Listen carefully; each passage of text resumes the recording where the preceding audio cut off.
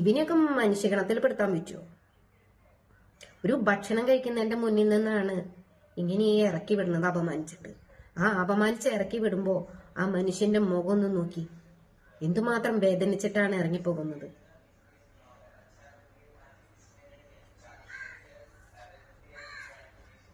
എന്ത് നേടാൻ വേണ്ടിയിട്ടാണ്? എന്ത് നേടുക അതുകൊണ്ടൊക്കെ? ആ പകരത്തിന് ആളെ വിളിച്ചിരുത്തിയപ്പോ അവൻ ഹാപ്പിയായി. എന്നാ കൂടിയിരിക്കുന്ന ആളുകളൊന്ന് പറഞ്ഞു കൊടുക്കാം ഇങ്ങനെ ചെയ്യാൻ പാടില്ലടാന്നുള്ളത്, അതുമില്ല.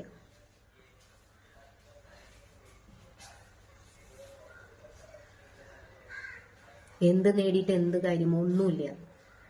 പണോ സമ്പത്തോ വിദ്യാഭ്യാസമോ സൗന്ദര്യം ഒന്നല്ല ജീവിതത്തിൽ. വിവേകത്തോടു കൂടി പെരുമാറാൻ കഴിയണം മനുഷ്യനായാൽ. അവനെ മനുഷ്യനെന്ന് വിളിക്കാൻ പറ്റുള്ളൂ.